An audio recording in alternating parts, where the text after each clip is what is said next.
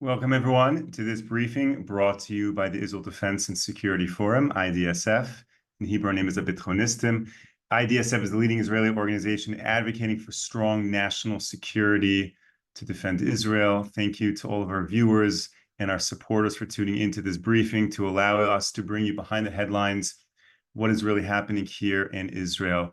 And I always say that we're trying to bring you the truth, trying to share with you behind the headlines. And if you take a look at the headlines right now in the news, various news outlets have vastly different ways of reporting and sharing about this whole beeper explosion attack that happened to Hezbollah, that happened to members of the Iranian Guard. So, for example, if you take a look at the New York Times, I know many of our viewers don't follow the New York Times, but the headline in the New York Times is that Israel's pager attack has no clear strategic goal. So you can kind of see the slant that they're giving in terms of the effectivity of Israel. If you take a look at the BBC, what they're focusing on right now is that 2 children were among the 12 killed by exploding pagers. And I have to say that CNN has a nice report right now, and CNN says that the pager explosions weaken key Hezbollah advantage. So it's very clear that when you take a look at the mainstream media, they have vastly different ways of reporting on what's happening here in Israel, and certainly a different orientation than the way people in Israel and certainly organizations such as IDSF see the world. It is important to note that the explosions that happened in Southern Lebanon, there are certain restrictions posed on Israeli media for reporting on that, which is why much of what you're seeing right now is coming from the foreign press, and then the Israeli press picks up on it. Okay, but in terms of actually what has happened in Southern Lebanon, what is going on with these exploding beepers? So I wanted to bring to you a person who very much understands Israel's cyber capacity and Israel's cyber defense establishment, and that is Brigadier General Nati Cohen. Brigadier General Cohen was the former Director General of the Israel Ministry of Communications, so he certainly has a wide understanding of the entire communication infrastructure network here in Israel. And when he was in the army, among his many accomplishments is he established the Cyber Defense Division for the entire IDF. So he certainly understands these things. And actually, more recently, during this current war, he went back into reserve duty, and he established the Network Control Center, which really operated in Israel's digital defense. I sat down with General Cohen a little bit earlier today, and he's a very busy man these days, as you can imagine. So bear with me for just one moment while I pull up the interview that I did with him. Hi, everyone. First of all, I want to say that I'm in my way to Jerusalem. I'm going to Jerusalem because at 6 o'clock there's a funeral of son of my very good friend Shlomo Toaf. His son Daniel is an officer in Givati, and he yesterday fell in Rafah. And this is the reality that we're facing on. There's good days, there's bad days, there's good and bad days together. And this is the reality. So from here, I want to send the condolences to all the families that lost their sons and daughter yesterday. And actually, now is the funerals, and to say that we're having a goodwill to the injured soldiers in the hospitals. The second thing about the cyber attack yesterday in Lebanon, what I'm speaking on is from the media in Lebanon, the videos that we saw in the media. Originally, Israel didn't take responsibility of the event. So I'm talking from my knowledge. I think that what happened yesterday is fascinating, and it's I can say it's first time in the history of wars that we saw in the middle of campaign combined between the Kubernetes zone and the kinetic zone. When I say cybernetics, I'm talking about the net and the cyber, the technology. And when I say kinetic, I'm talking about um, um, the, the, the bombs that together did big effect of more than 4,000 beeper systems that Hezbollah terror organization had as a communication system. I can tell you that one of the most important issues for organization like Hezbollah is the reality that they understand that every cellular, um, I would say, every solar item is something that that we can monitor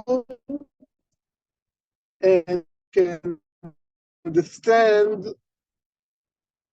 where and how to attack the terrorists. So they realized it. They throw all the systems, and they went with the beepers. That it just, it doesn't put signals. Just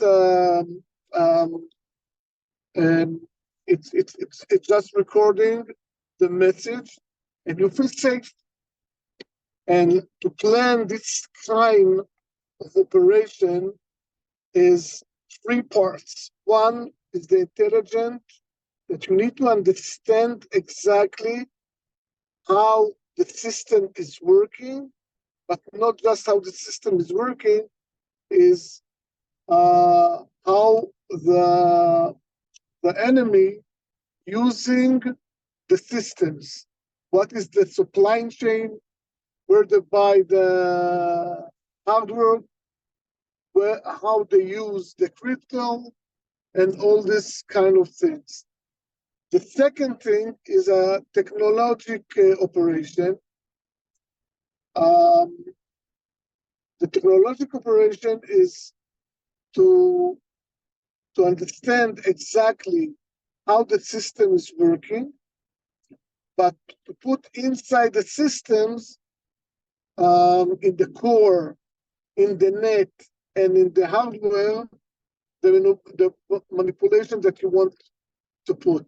And the third thing is the operation, is when and how to do it, that it will be most effective. And I can tell you that the failure can be in one beeper. One beeper can, be warm, can fall, can open, and all the operation and all this was failed. So I can tell you that this kind of operation, it's one of a kind. It's the first time that cyber, cybernetic, and kinetic is operating together. And I think that this day will learn in all the military academic in the world for the next generation. But I want to say something very, very, very important. This operation is very unique, it's very new, it's very outstanding. but it's not standalone.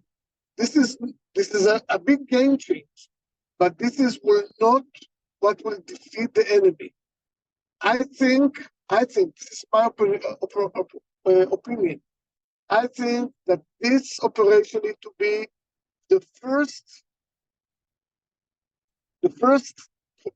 part in the whole process.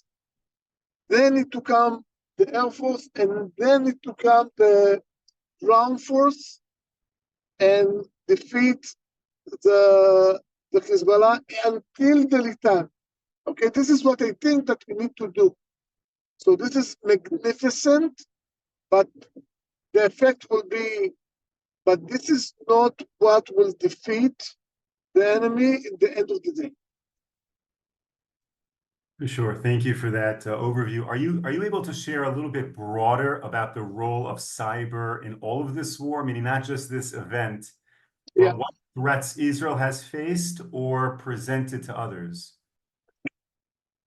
So I can tell you that I served and built the cyber defense branch in the military, the army of the IDF.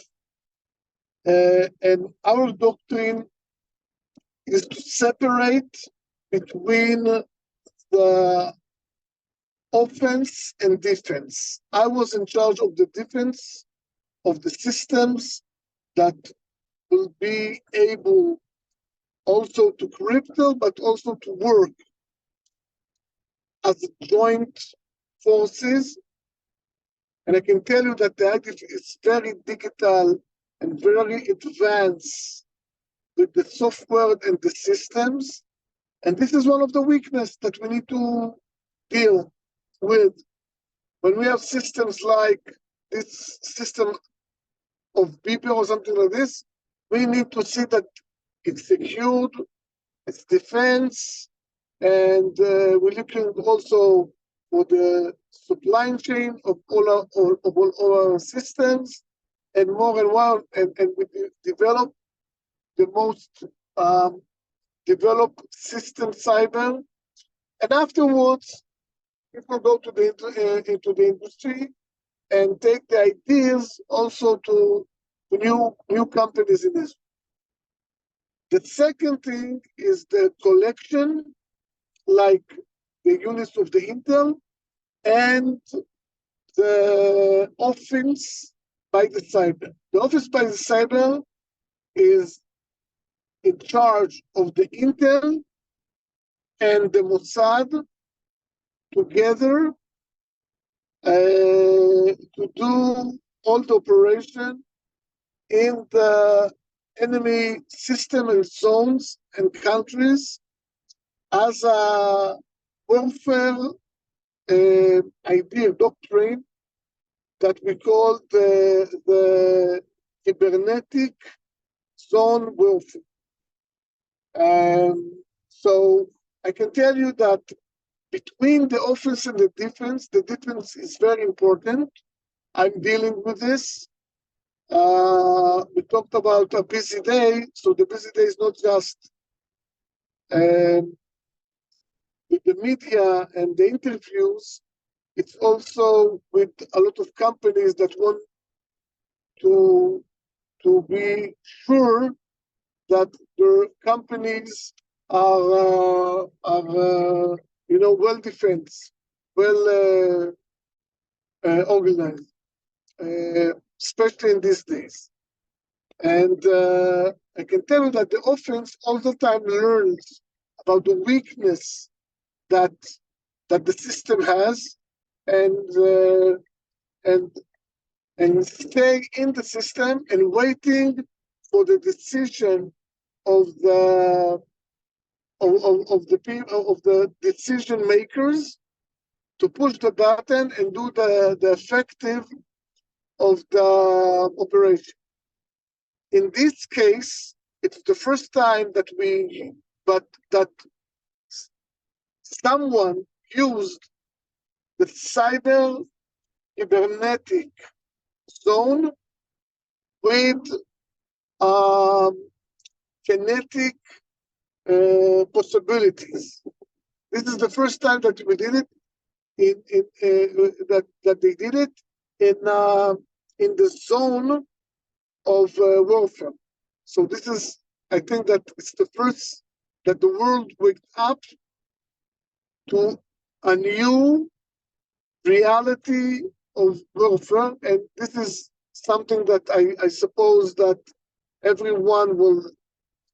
I can tell you that it's very, very sharp, and in this operation, who was effective is the people that are soldiers in Hezbollah. If you saw the videos, you can see that around the people, there's a lot of people, but no one of them were damaged.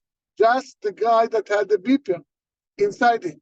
It depends where the beeper was, because they sent a message before. If it's near your heart and near your eyes, so it affects you more than people that put it in their belt. But also there, they had big damage. So you can see from the pictures that the damage was in the fingers, the heart, in the eyes. It depends where the beeper was when it exploded. But the idea to think about it and to operate it and to do it, this is magnificent.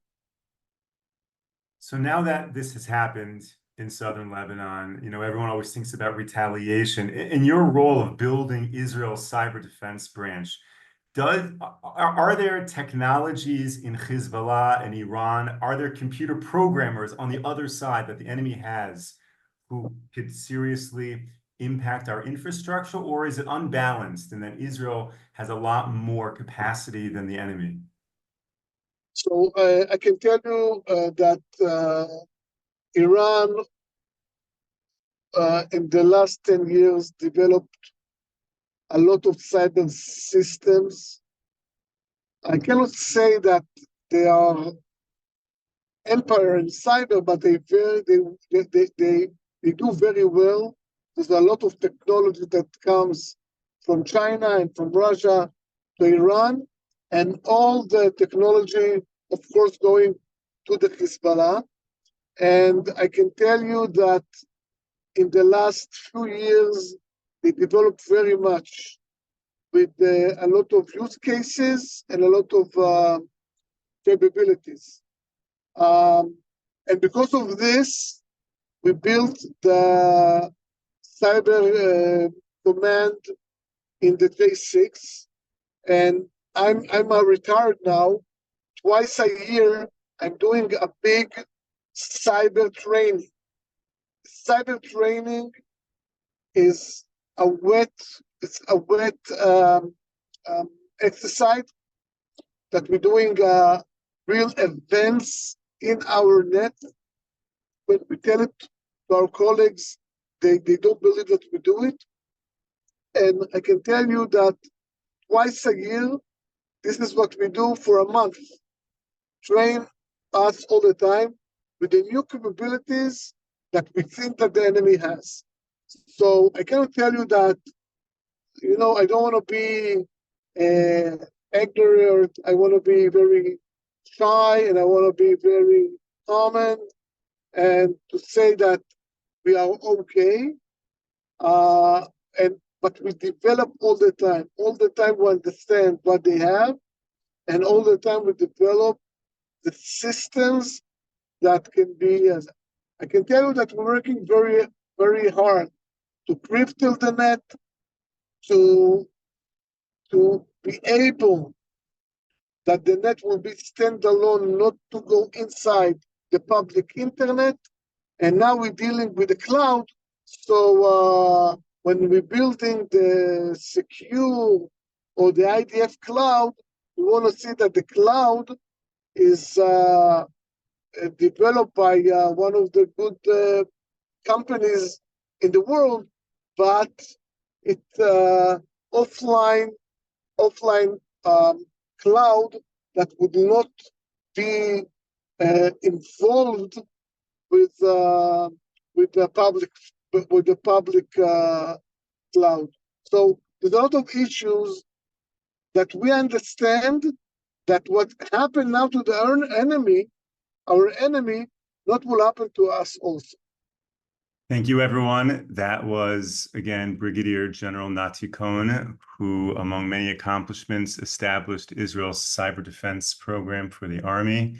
And that was him reacting to the beeper explosions yesterday in Lebanon. So thank you, everyone, for tuning in. Thank you for participating in this briefing. Thank you to everyone sharing all of these questions.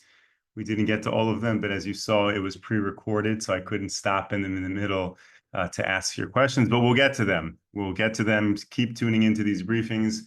We'll try to cover as much material as possible. Thank you, everyone, for joining. We will be back with you tomorrow, 10 a.m. Eastern Time, 5 p.m. here in Israel. Until then, stay safe, stay strong. Take care, everyone.